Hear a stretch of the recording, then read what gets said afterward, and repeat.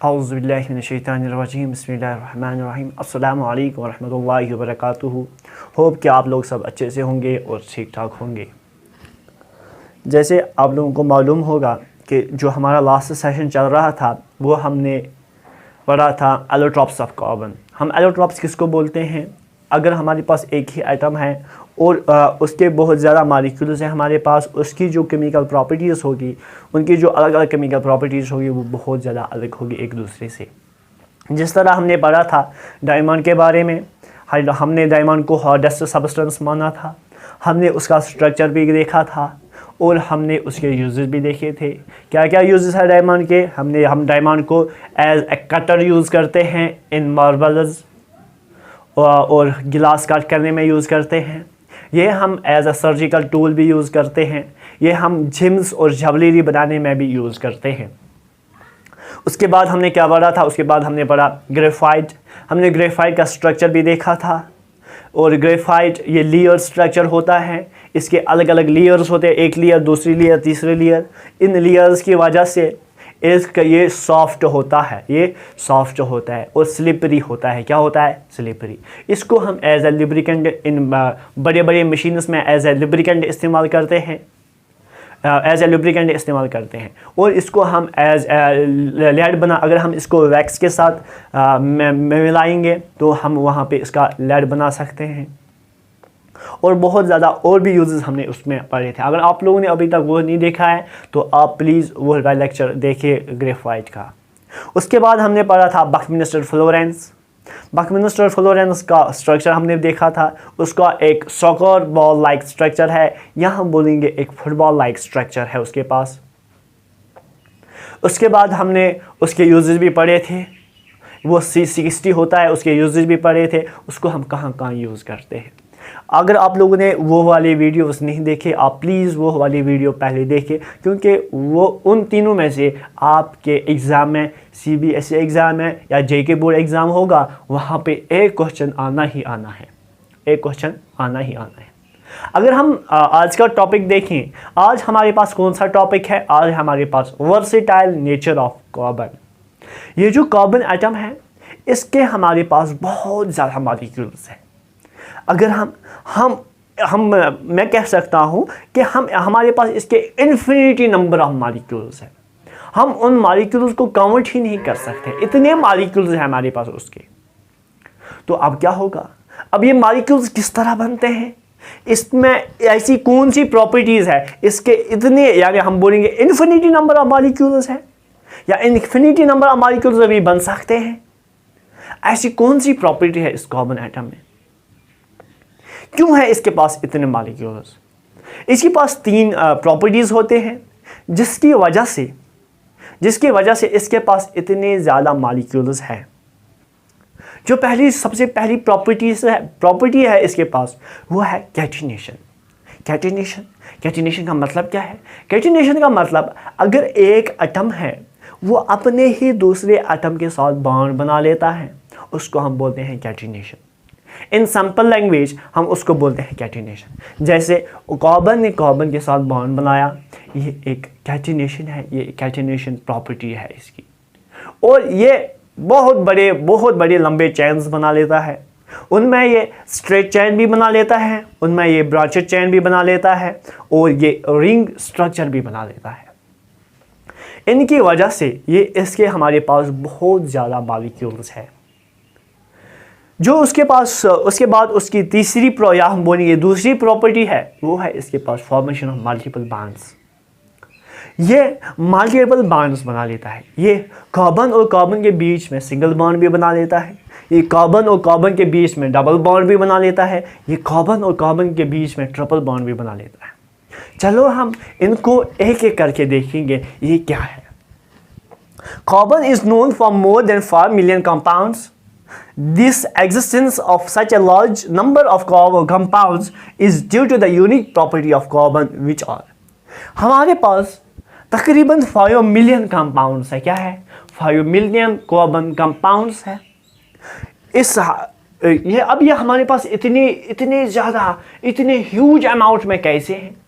इस कार्बन की कुछ यूनिक प्रॉपर्टीज़ होते हैं, उसको हम पढ़ने जा रहे हैं। जो सबसे पहली प्रॉपर्टी है इसकी वो है हमारे पास कैटिनेशन। ये जो कार्बन एटम है ये अपने ही एटम के साथ बॉन्ड बना लेता है, उसको हम बोलते हैं catenation. The property of an atom of an element to link with one another by covalent bond to form straight chain, branched chain and ring is called catenation. जब ये कार्बन अपने ही एटम के साथ बॉन्ड बना लेता है, ये वहाँ पे स्ट्रेट चेन बना लेता है, ये वहाँ पे ब्रांचेड चेन भी बना लेता है और ये वहाँ पे रिंग चेन भी बना लेता है। इस प्रोसेस को हम बोलते हैं कैटिनेशन। चलो, अगर हमारे पास कार्बन है, ये हमारे पास कार्बन है, ये हमारे पास कार्बन है, ये हमारे पास कार्बन है, ये हमारे पास कार्बन। हमें मालूम है कि कार्बन की जो कार्बन एक टेट्रावैलेंट है, इसकी टेट्रावैलेंसी होती है, इसके पास 4 वैलेंसी होती है। अगर इस कार्बन एटम ने एक कोवेलेंट बॉन्ड इस कार्बन एटम के साथ बनाया, दूसरा इस वाले के साथ और इस वाले के साथ, अगर ये हमारे पास कार्बन 1 है, ये मानो ये कार्बन 2 है, ये 3 है, ये 4 है, और कितने हो सकते हैं, यहाँ से कितने हो सकते हैं, आप उनको मत सोचो। मैं आपको पहले ये समझा रहा हूँ कि इसका जो स्ट्रेट चेन होता है वो कैसे होता है। और अगर हम कार्बन 1 की वैलेंसी देखें, हमें मालूम है कि कार्बन की वैलेंसी 4 होती है।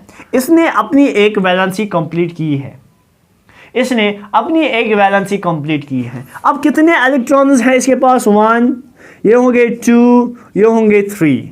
अब इसके पास 3 इलेक्ट्रॉन्स हैं। कितने इलेक्ट्रॉन्स हैं? 3 इलेक्ट्रॉन्स। अगर हम इस वाले को देखेंगे, इसके पास कितने हैं? इसने एक बनाया है, इसके पास 1, 2 और 3, 1, 2, 3 और 4। ये मानो ये एक इलेक्ट्रॉन है, ये एक इलेक्ट्रॉन है, ये एक इलेक्ट्रॉन है इसके पास, और ये यहाँ पे एक इलेक्ट्रॉन है। इसका मतलब इसकी वहाँ पे 4 वैलेंसी है। अगर हम कार्बन 3 को देखेंगे, इसके पास 1 और 2, इसके पास 2 इलेक्ट्रॉन्स ऑलरेडी बॉन्ड में हैं, तो वहाँ पे बचे इसके 2, ये 1 और 2 यहाँ पे होंगे। अगर हम इसको भी देखेंगे, इसके पास भी 1 और 2 ऑलरेडी बॉन्ड में है, कार्बन खाली 4 ही बॉन्ड बना लेता है, तो 4 - 2 वहाँ पे बचे 2 बॉन्ड्स, यहाँ पे 2 बॉन्ड्स बना लेगा। और जो मैंने ये लाइंस डाली, इसका मतलब वहाँ से एक और इलेक्ट्रॉन है। वो किसका इलेक्ट्रॉन है? वो वहाँ से हाइड्रोजन का इलेक्ट्रॉन आता है। यहाँ पे भी हाइड्रोजन का इलेक्ट्रॉन आएगा, यहाँ पे भी हाइड्रोजन का इलेक्ट्रॉन आएगा, यहाँ पे भी हाइड्रोजन का इलेक्ट्रॉन, यहाँ पे भी हाइड्रोजन इलेक्ट्रॉन, यहाँ पे भी हाइड्रोजन का इलेक्ट्रॉन, यहाँ पे भी हाइड्रोजन का इलेक्ट्रॉन, यहाँ पे भी हाइड्रोजन का इलेक्ट्रॉन, यहाँ पे भी और यहाँ पे भी। ये जो हमारे पास ये स्ट्रक्चर बना, ये एक स्ट्रेट चेन स्ट्रक्चर है, या हम इसको बोलेंगे स्ट्रेट कार्बन चेन। ये एक स्ट्रेट चेन है। ये हमारे पास इसकी एक स्ट्रेट चेन है। अगर हम ब्रांचेड चेन बनाने की ट्राई करें तो वो कैसे बनेगी? अगर ये हमारे पास कार्बन है, ये कार्बन है, यहाँ से एक ब्रांच, यहाँ से एक ब्रांच, यहाँ से एक ब्रांच, यहाँ से एक ब्रांच, यहाँ से एक ब्रांच, यहाँ से एक ब्रांच, यहाँ से एक ब्रांच, यहाँ से एक ब्रांच, यहाँ से एक ब्रांच, यहाँ से एक ब्रांच। ये जो ये वाला स्ट्रक्चर है, इसके जो यहाँ पे इसके ब्रांच, अगर ये इसको मानेंगे स्ट्रेट चेन, यहाँ पे इसका एक ब्रांच, यहाँ से एक ब्रांच, यहाँ से ब्रांच, यहाँ से ब्रांच, यहाँ से ब्रांच, इस स्ट्रक्चर को हम बोलते हैं ब्रांचेड स्ट्रक्चर। और अगर हम इसको देखेंगे, अगर ये हमारे पास कार्बन 1 है, ये 2 होगा, ये 3, ये 4, ये 5, ये मानो 5, ये मानो 6, ये 7, ये 8, ये 9, ये 10, ये 11, ये 12। ये नंबरिंग मैंने आपको खाली समझाने के लिए यूज़ की है। अगर इसके लिए ये नंबरिंग करने के लिए हमारे पास भी एक अलग रूल होता है, वो हम आगे चल के पढ़ेंगे, बट अभी आपको समझाने के लिए मैंने इसका रैंडमली नंबर दे दिया है। अगर हम कार्बन देखेंगे, कार्बन 1 को देखेंगे, इसने अपना एक वैलेंस कंप्लीट किया है। वहाँ पे बचे इसके कितने? वहाँ पे बचे इसके 3 वैलेंस। ये बनाएगा यहाँ से एक हाइड्रोजन बॉन्ड, यहाँ से हाइड्रोजन के साथ बॉन्ड, यहाँ से हाइड्रोजन के साथ बॉन्ड। अगर हम कार्बन 2 को देखेंगे, इसने यहाँ पे 1, 2 और 3 बॉन्ड्स बनाए, तो यहाँ पे ये एक बॉन्ड हाइड्रोजन के साथ बनाएगा। अगर हम कार्बन 3 को देखेंगे, इसने 1 और 2 बॉन्ड्स बना लिए हैं। ये कितने बॉन्ड्स बनाएगा? और ये 2 बॉन्ड्स हाइड्रोजन के साथ बनाएगा। ये अगर हम इसको देखेंगे कार्बन 4 को, इसने 1, 2, 3 और 4 ऑलरेडी बॉन्ड्स बना लिए हैं। अगर हम कार्बन 5 को देखेंगे, इसने 1 बॉन्ड बनाया है, तो और कितने बॉन्ड्स बनाएगा? ये बनाएगा 4 बॉन्ड्स को, H और H यहाँ से। अगर हम कार्बन 6 को देखेंगे, ये भी कितने बॉन्ड, इसने एक ही बॉन्ड बनाया है, कार्बन खाली 4 बॉन्ड्स बना सकता है, इसने एक बॉन्ड ऑलरेडी बनाया है, तो वहाँ पे बचे 3, ये बनाया 1, ये बनाएगा 2, ये यहाँ से 3। अगर हम कार्बन 7 को देखेंगे, इसने 1 और 2 बॉन्ड्स बनाए हैं, तो ये कितने बॉन्ड्स बनाएगा, ये बनाएगा 2 और बॉन्ड्स, होंगे इसके 4। अगर हम कार्बन 8 को देखेंगे, इसने एक बॉन्ड ऑलरेडी बनाया है, तो ये खाली 4 ही बॉन्ड्स बना लेता है, तो अब कितने बॉन्ड्स बना सकता है, ये बनाएगा और 3 बॉन्ड्स, यहाँ से H।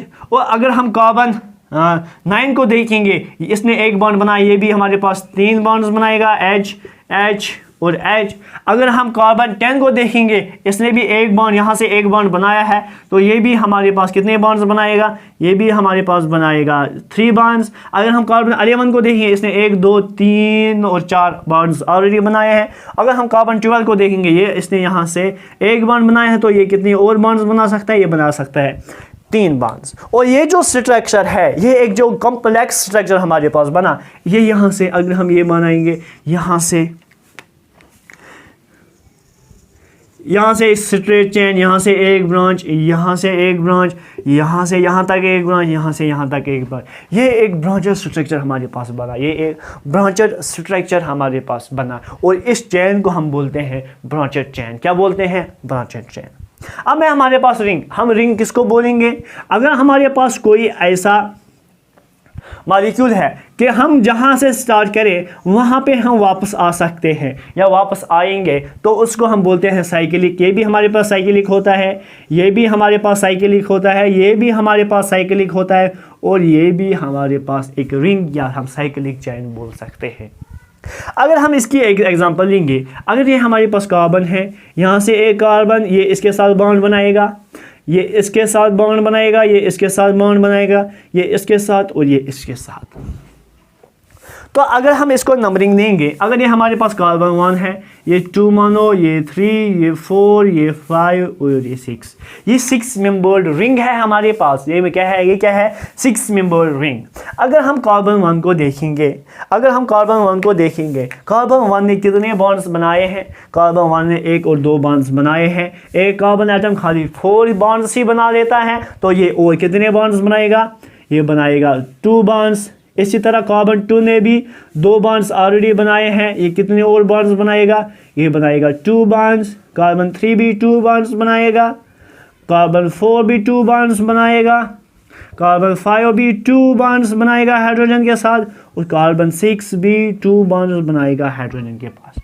और ये वाला स्ट्रक्चर हमारे पास होगा, ये एक साइक्लिक स्ट्रक्चर होगा। अब देखो, ये एक साइक्लिक स्ट्रक्चर होगा हमारे पास, ये एक साइक्लिक स्ट्रक्चर होगा हमारे पास। यह होगा साइक्लिक स्ट्रक्चर। हमने स्ट्रेट चेन भी पढ़ा, हमने ब्रांचर चेन भी पढ़ा, और हमने रिंग चेन भी पढ़ा।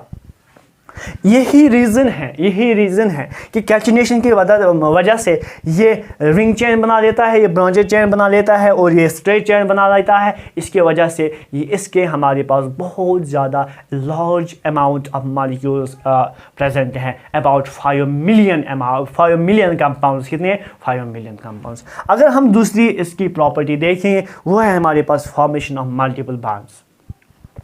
यह जो कार्बन एटम है, ये अपने ही एटम के साथ सिंगल बॉन्ड भी बना लेता है, डबल बॉन्ड भी बना लेता है, और ट्रिपल बॉन्ड भी बना लेता है। उसी को हम बोलते हैं फॉर्मेशन ऑफ मल्टीपल बॉन्ड्स।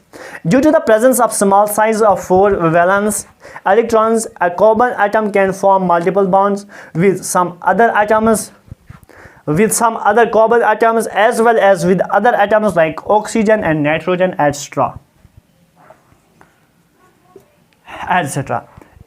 इसका जो साइज़ छोटा होने के वजह से, और इसके पास जो 4 इलेक्ट्रॉन्स होने, या इसका जिसको हम बोलते हैं टेट्रावैलेंसी होने के नाते, इसके पास बहुत ज़्यादा बॉन्ड्स बना सकता है।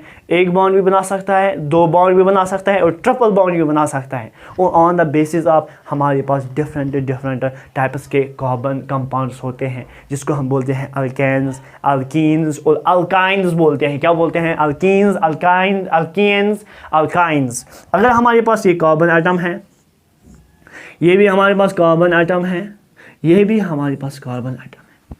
पहले ही मैंने आपको बोला है, जब भी कोई एटम दूसरे एटम के साथ बॉन्ड बना लेता है, वो हेड ऑन ओवरलैप करता है, वो क्या करता है, हेड ऑन ओवरलैप, और जो बॉन्ड वहाँ पे बनता है वो बनता है सिग्मा बॉन्ड। यहाँ पे भी इसने एक सिग्मा बॉन्ड बनाया है, एक सिग्मा बॉन्ड बनाया है और एक सिग्मा बॉन्ड बनाया है।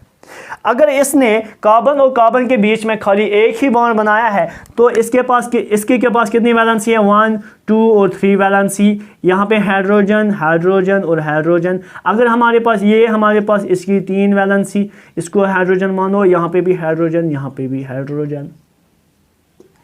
और अगर इसने कार्बन और कार्बन के बीच में डबल बॉन्ड बनाया, अगर इसने कार्बन और कार्बन के बीच में डबल बॉन्ड बनाया तो इसके पास इसने 1 और 2 वैलेंसी कंप्लीट की, वहाँ पे बचे इसके 2, 1 और 2। इसने भी अपनी 1 और 2 कंप्लीट किए हैं, यहाँ पे बचे 1 और 2। अगर इसने कितने बॉन्ड्स बनाए, अब 3 बॉन्ड्स।